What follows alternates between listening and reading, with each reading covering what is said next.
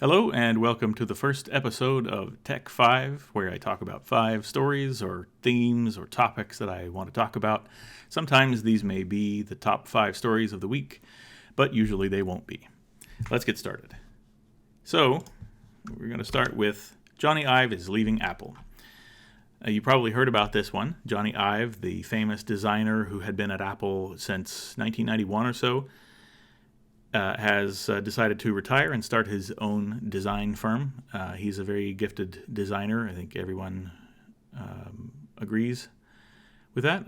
I'm sure people exist out there who don't agree with that, but in general, people believe that. I believe that.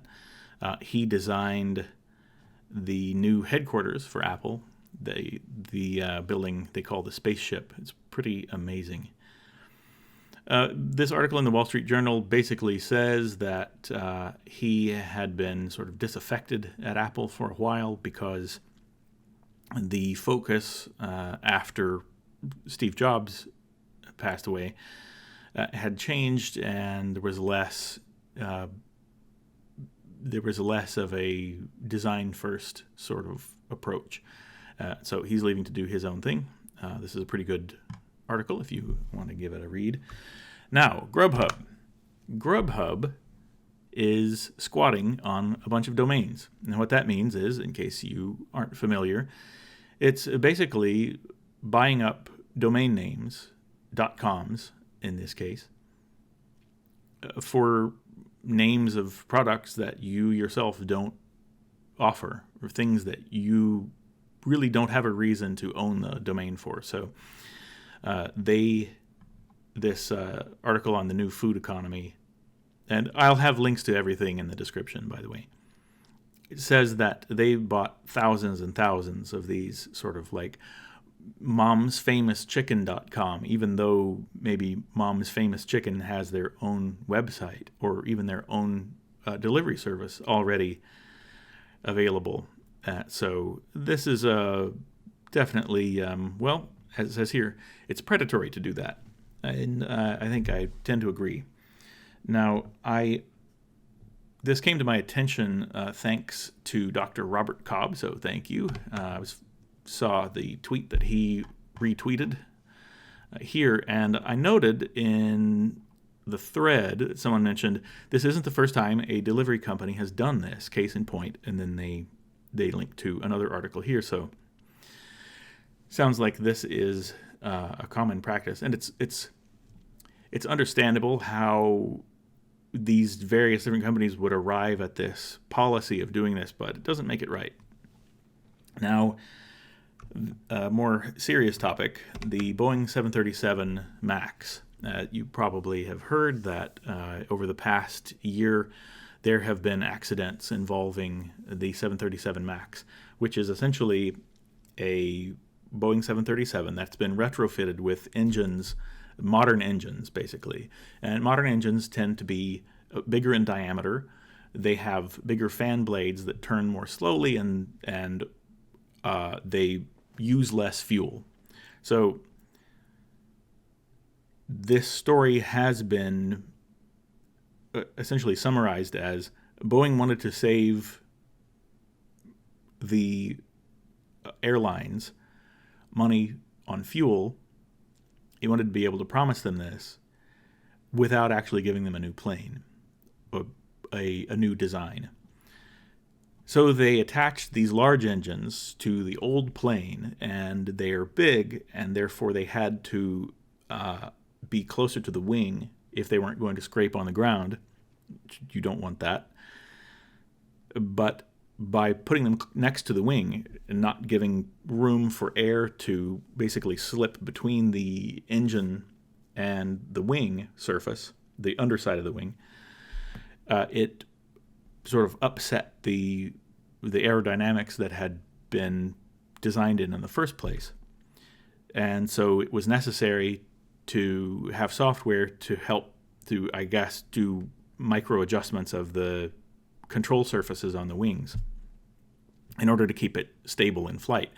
But this then caused other changes to how the pilots have to fly the plane, and this article, which is a bit of a bit of a clickbaity title saying that the people who were writing the software were being paid very little. Essentially says that this work was farmed out to teams that didn't have the proper expertise.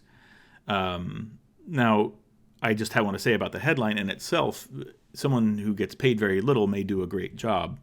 So that's not really the thing that I'm concerned about. I guess they pointed out because it seems that Boeing was being excessively penny pinching in an area where they should have been willing to spend a lot of money on safety, this software controlling the plane.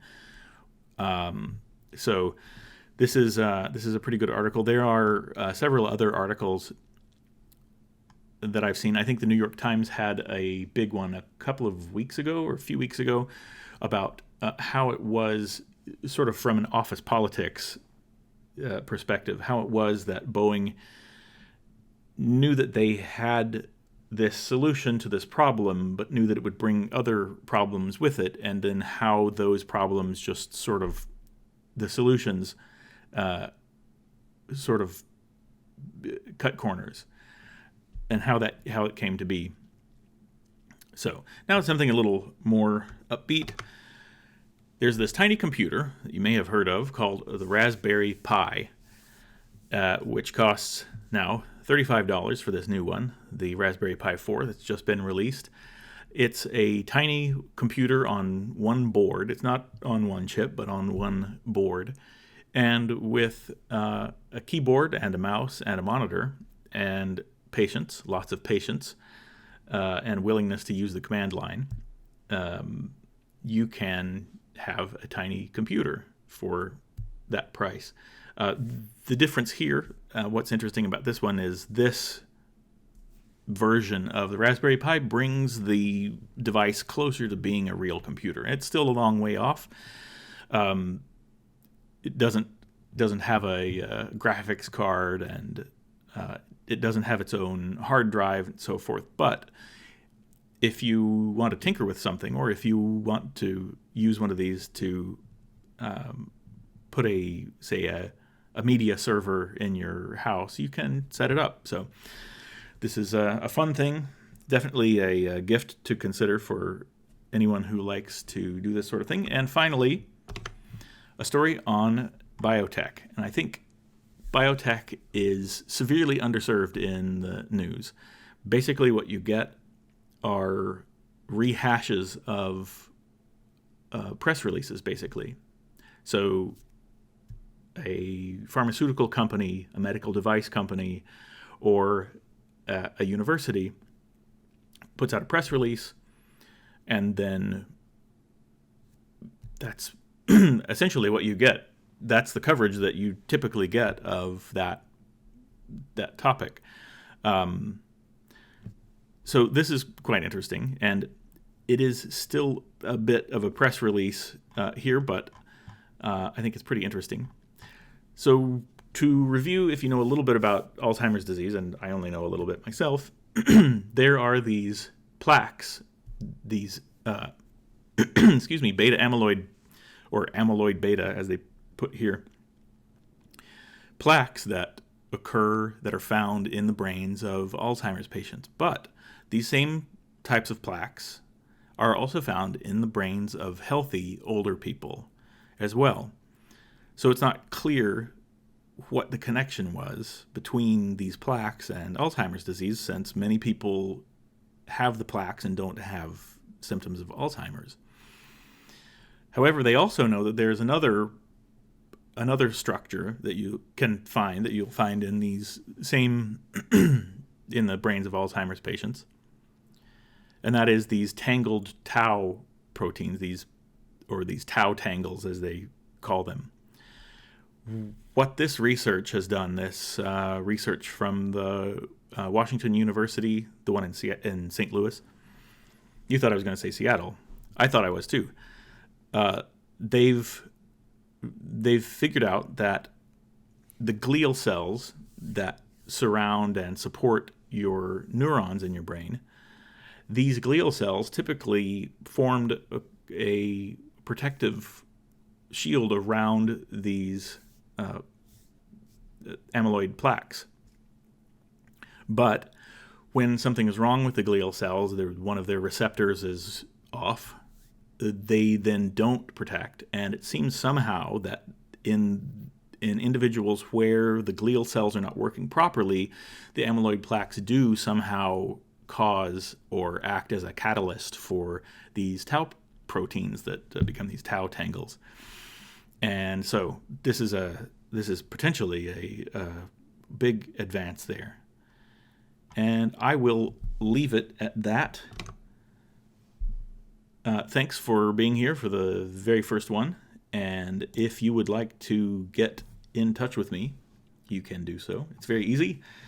Just write to me at Thurus on Twitter.